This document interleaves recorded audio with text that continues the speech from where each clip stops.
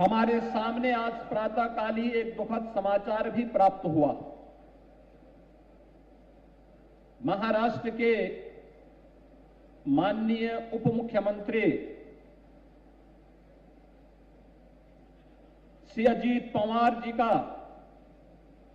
एक plane crash होने की दुर्घटना में दुखद निधन का समाचार प्राप्त हुआ है। मैं इस अवसर पर स्वर्गीय अजीत पवार जी और उनके परिवार के प्रति अपनी संवेदना व्यक्त करते हुए उनकी स्मृतियों को नमन करता हूं। स्वर्गीय अजीत पवार और उनके साथ दिवंगत हुए सभी पुण्य आत्माओं के प्रति अपनी विनम्र श्रद्धांजलि भी अर्पित करता हूं। बहनों और भाइयों, महोत्सव इस शब्द ही अपने आप में एक विराटता को लेकर के चल रहा है।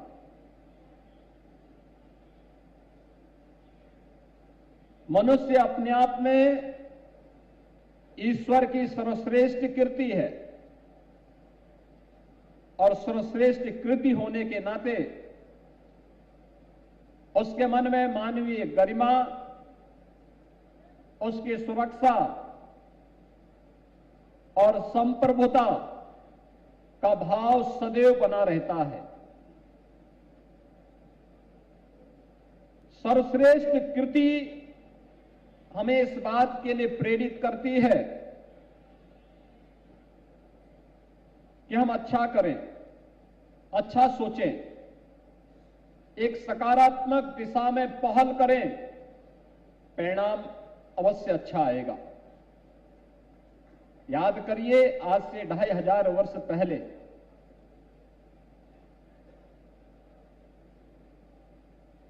ये जनपद जिनके नाम पर बना है, राजकुमार सिद्धार्थ, उन्हीं का राज्य था। कपिलवस्तु उनकी राजधानी थी। ज्ञान की खोज के लिए निकले, जीवन की वास्तविकता और जीवन की सच्चाई को जानने के लिए निकले, सब कुछ छोड़ा,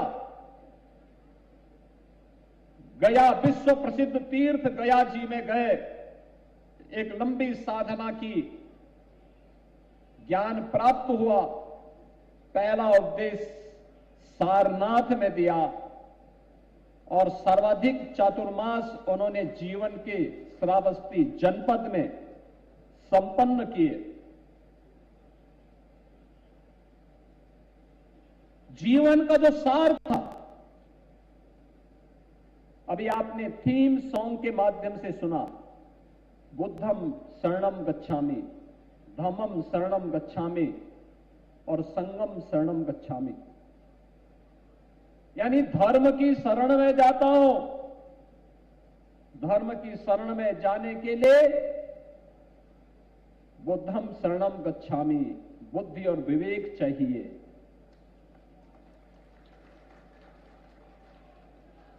बुद्धि और विवेक होगा और साथ साथ संगठन होगा। याद रखना, शक्ति असुरों के हाथों में आती है तो विध्वंस करेगा, शक्ति देवों के हाथों में आएगी तो सकारात्मक ऊर्जा से लोगों के जीवन में व्यापक परिवर्तन का कारण बनेगी। और यही तो कारण डबल इंजन सरकार भी आज आपके जीवन में करने का प्रयास कर रही है। ये किसी सरकार के द्वारा किए जाने वाले कार्य के प्रति ये हमारी कृपा नहीं है, ये हमारा दायित्व है, हमारा कर्तव्य है कि जनता जनार्दन ने जो शक्ति दी है उस शक्ति का उपयोग जनता जनार्दन के हित में बिना भेदभाव के करके दिखाएं। और उसी कार्यक्रम के लिए इससे अच्छा अवसर क्या हो सकता है कि सिद्धार्थ नगर महोत्सव के कार्यक्रम के शुभारंभ के अवसर पर पूरा सिद्धार्थ नगर जनपद के जनप्रतिनिधिगण यहां पर आए हैं। 1051 करोड़ रुपए से अधिक की परियोजनाओं की सौगात जनपद सिद्धार्थ नगर को मिल रही है।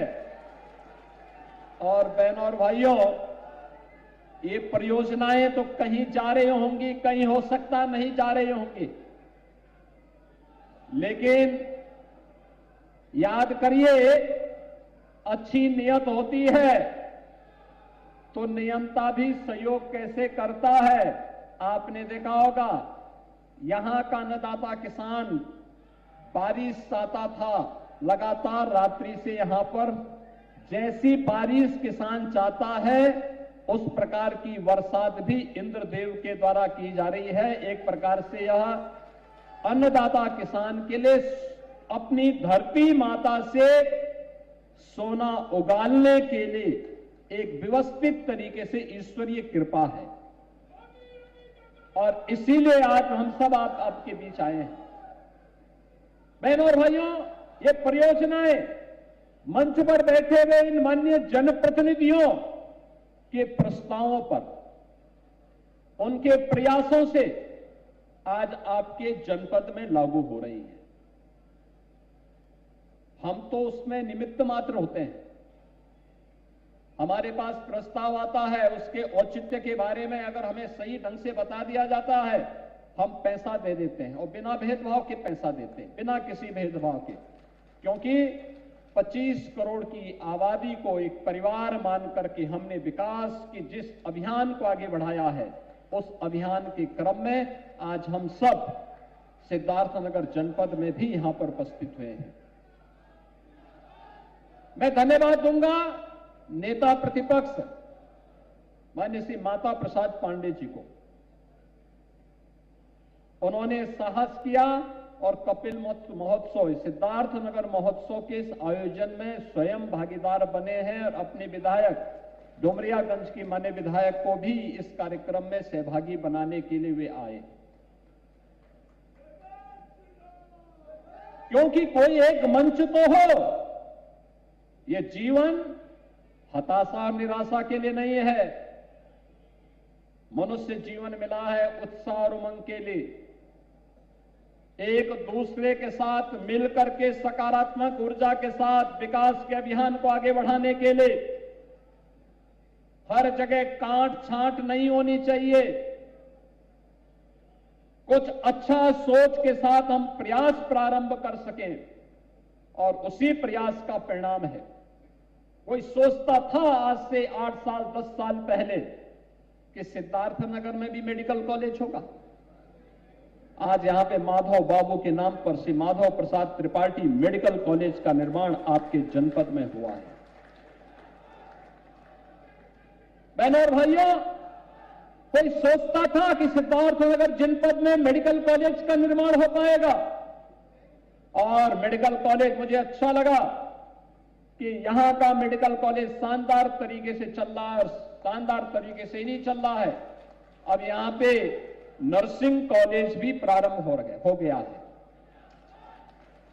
आज हमने महिला छात्रावास का भी शिलान्यास किया है और 1000 सीटर के एक ऑडिटोरियम के निर्माण के कार्यक्रम को भी आगे बढ़ाया है, जो CSR से आपको यहां प्राप्त हुआ है।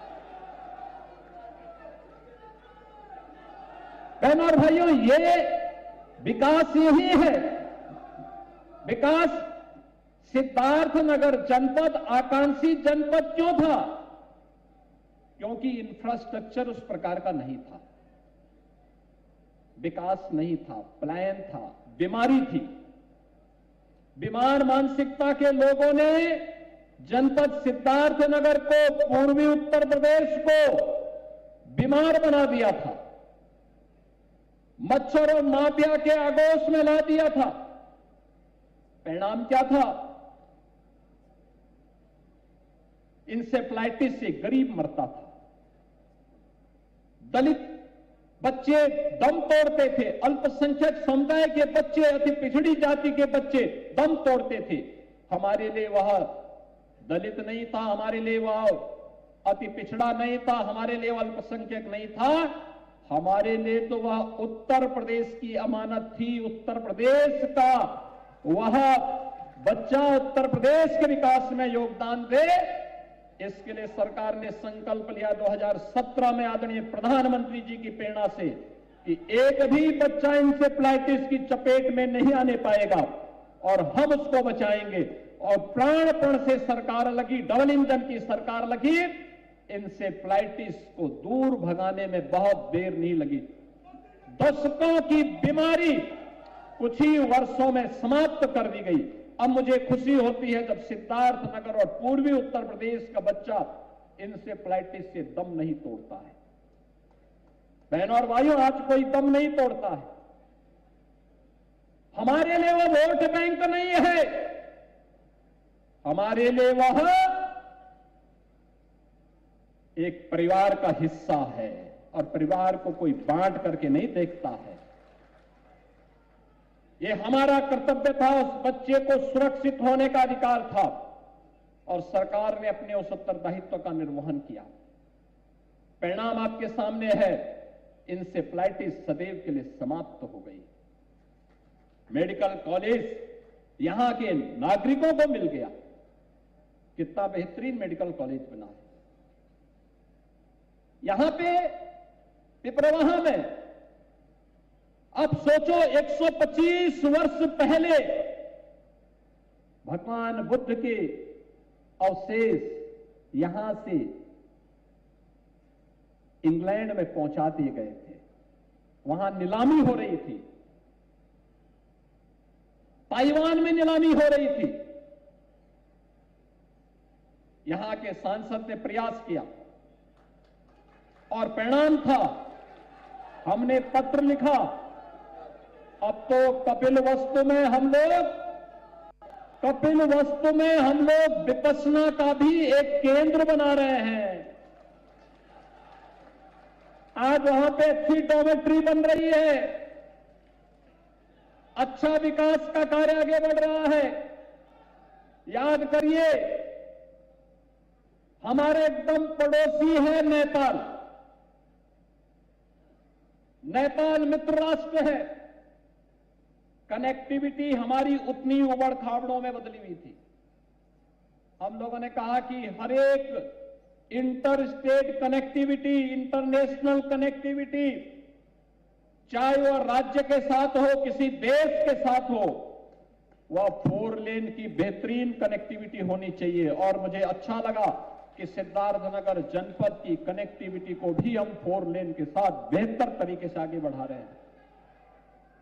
कोई सोचता था विकास आएगा इंफ्रास्ट्रक्चर से? खलीलाबाद से बहराइच होते हुए जो रेल लाइन जा रही है, यह रेल लाइन 80 किलोमीटर केवल आपके जनपद से जा रही है, सिद्धार्थनगर जनपद से।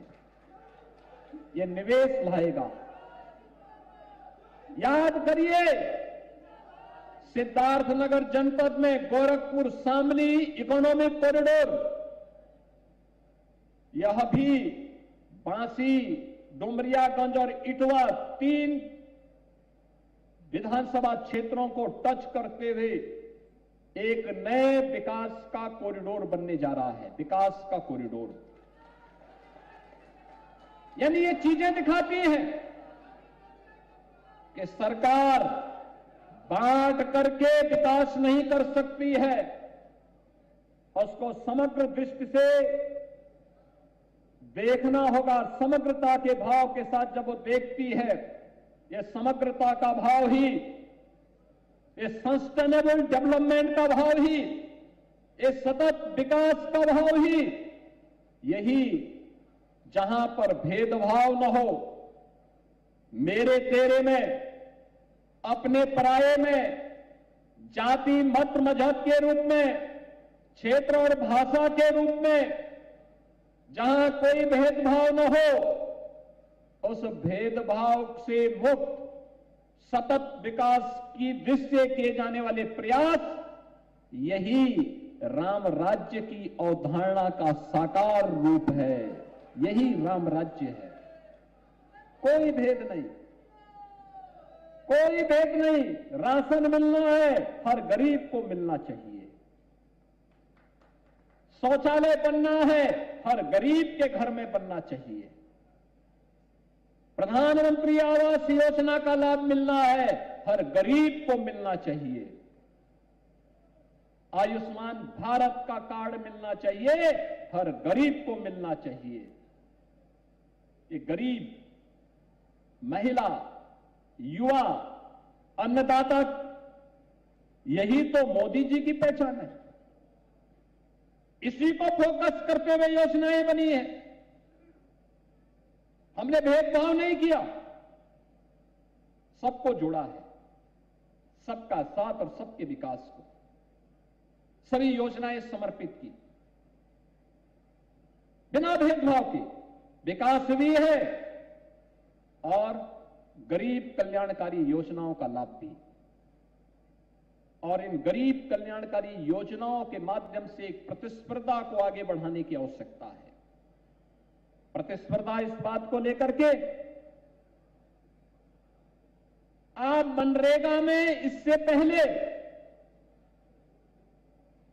कच्चा काम ही कर सकते थे, पक्के कार्य की गुंजाइश नहीं थी।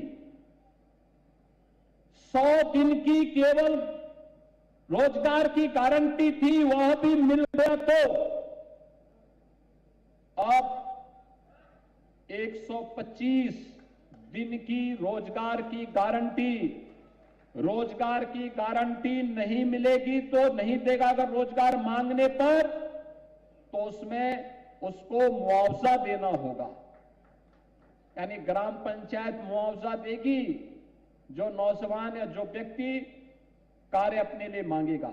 और अब पक्का कार्य भी आप कर सकते हैं। यह है विकसित भारत जी राम जी की नई योजना, जो रोजगार की एक नई गारंटी आपको देने जा रही है। विकास का आधार गांव होना चाहिए, गरीब होना चाहिए, किसान होना चाहिए, युवा होना चाहिए, अन्नदाता किसान होना चाहिए। बिना भेदभाव के समाज के हर एक तबके को बनाया जाना चाहिए। और बहनों और भाइयों, उसी भाव के साथ सरकार ने इस अभियान को आगे बढ़ाया। और मैं इसी बात के लिए कहूंगा कि आज से सिद्धार्थनगर महोत्सव प्रारंभ हो रहा है। इस सिद्धार्थनगर महोत्सव यहां के 14 विकास खंडों, 2 नगर पालिकाओं में, नगर पंचायतों में परस्पर प्रतिस्पर्धा के साथ साथ वहां के कलाकारों को, वहां के अन्नदाता किसानों को, वहां के नौजवानों को, वहां की संस्थाओं को, वहां के प्रत्येक तबके के उन लोगों को जिन्होंने कुछ अच्छा किया, ग्राम पंचायतों ने भी अच्छा किया होगा, क्षेत्र पंचायतों ने अच्छा किया होगा। जैसे यहां पर 2 महिला उद्यमी आए थे। एक महिला उद्यमी ने काला नमक चावल की ब्रांडिंग कैसे होनी है और उसके माध्यम से कैसे आत्मनिर्भरता के लक्ष्य को प्राप्त किया जा सकता है, बुद्ध के प्रसाद के रूप में उसकी ब्रांडिंग करना और उसको एक्सपोर्ट का माध्यम बनाना, इसी सिद्धार्थनगर की एक बेटी ने करके दिखाया है। और इसी सिद्धार्थनगर की एक महिला स्वयंसेवी संस्था ने, आपने देखा होगा मंच पर आकर के कितनी आत्मविश्वास से कह रही थी कि पहले मुख्यमंत्री मत्स्य संपदा योजना में, फिर अगली बार प्रधानमंत्री मत्स्य संपदा योजना का लाभ लेकर के, पहले उनके पास 2 लाख नहीं था, सरकार के अनुदान पर निर्भर थी, अब 15 लाख सालाना कमा रही है। ये है प्रगति, ये है प्रगति।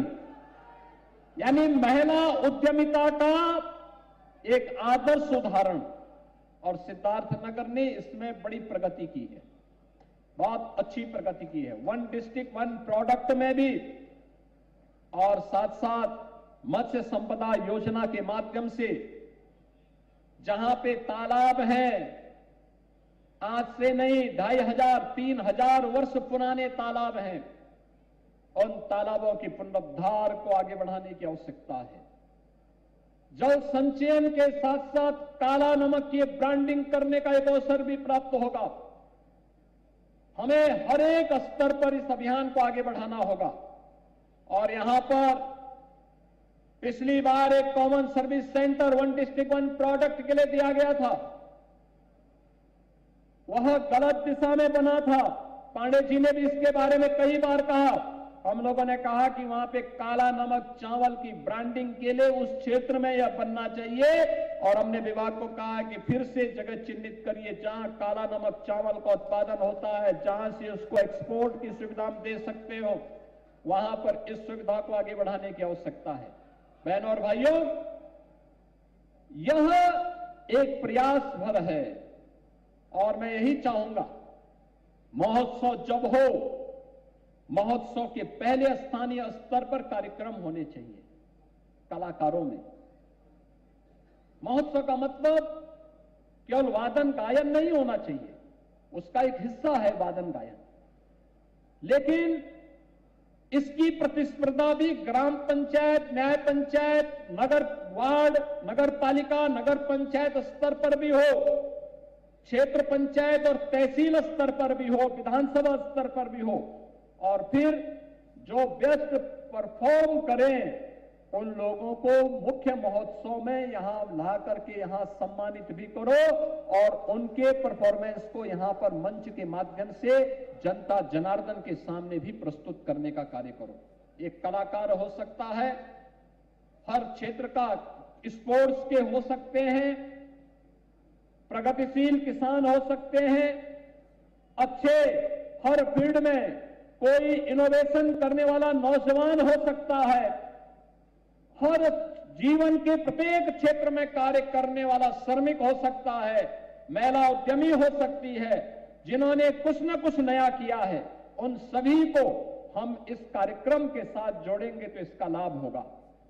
आज जब 1051 करोड़ रुपए की इन परियोजनाओं की सौगात एक उपहार के रूप में सिद्धार्थनगर जनपद को प्राप्त हो रही है, मैं बधाई देता हूं पूरे सिद्धार्थनगर जनपद वासियों को और मंचस्थ अपने सभी माननीय जनप्रतिनिधियों को भी मैं हृदय से धन्यवाद देता हूं कि उनकी पहल पर ये सभी योजनाएं, इसमें सड़क की भी है, पुलों की भी है, सिंचाई की योजनाओं के भी है, मेडिकल कॉलेज के उन्नयन के लिए भी है, छात्रावास के लिए भी है और भी अन्य तमाम प्रकार की योजनाएं, आज सिद्धार्थ पेयजल की भी है, ये सभी प्रकार की योजनाएं आज यहां पर प्राप्त हो रही हैं। इन योजनाओं का लाभ निरंतर जनपद को प्राप्त हो। और मैं तो आपसे कहूंगा, मैंने गत वर्ष मई महीने में मैंने मध्य उत्तर प्रदेश का दौरा किया था, व्यापक दौरा किया था, और मैंने देखा था वहां का अन्नदाता किसान 2 फसल के बाद तीसरी फसल भी ले रहा था, और वह लिया उन्होंने मक्का की। मैं कुछ किसानों के खेत में गया था, मैंने उनसे पूछा, मैंने कहा भी कितना पैदा हो रहा है, कितना आप आमदनी कर देते हैं? वहां के किसान मुझे बताते थे। मैं एटा में गया, कन्नौज में, औरैया में, कानपुर देहात में, मैंने वहां पूछा, मैंने हरदोई में, वे कितना कमा रहे हैं? उन्होंने कहा 1 लाख रुपए प्रति एकड़ हमारी अतिरिक्त इनकम है तीसरी फसल में। और मैं यहां के अन्नदाता किसान से भी कहूंगा, मक्का, क्योंकि हम फसल जब बोते हैं तो फसल को केवल उतना ही एमएसपी ही आपको मिलेगा, लेकिन जब वह वैल्यू एडिशन होगा, लाभ उससे प्राप्त होगा, कई गुना लाभ प्राप्त होगा। हमें उस दिशा में प्रयास प्रारंभ करने चाहिए। फूड प्रोसेसिंग के प्रस्ताव लाइए, पैसा सरकार दे रही है, बहुत अच्छा पैसा दे रही है, सब्सिडी दे रही है। आप इस दिशा में प्रयास करेंगे तो इसका लाभ आपको प्राप्त होगा। आज के इस अवसर पर मैं एक बार फिर से बहनों और भाइयों, ये हमारी प्रगति का मापक है। अब उपद्रव से उत्सव प्रदेश के रूप में हम सब आगे बढ़ चुके हैं, और उपद्रव से उत्सव की विकास की यात्रा निरंतर बनी रहे, इसके लिए आप सभी का सहयोग डबल इंजन सरकार और सभी जनप्रतिनिधियों को प्राप्त हो, इस विश्वास के साथ मैं आज के इस अवसर पर सिद्धार्थ नगर महोत्सव के अवसर पर आप सभी सिद्धार्थ नगर वासियों को इस महोत्सव की शुभकामनाएं देता हूं। यहां के माननीय जनप्रतिनिधियों, जिला प्रशासन और इस पूरे अभियान के साथ जुड़े हुए, खासतौर पर जब मैं पहले यहां पर आया भी, सरस्वती वंदना बेसिक शिक्षा परिषद की शिक्षिकाओं ने और शिक्षकों ने गाया था। कितना अच्छा स्वर था उनका, यानी क्या प्रतिभा है।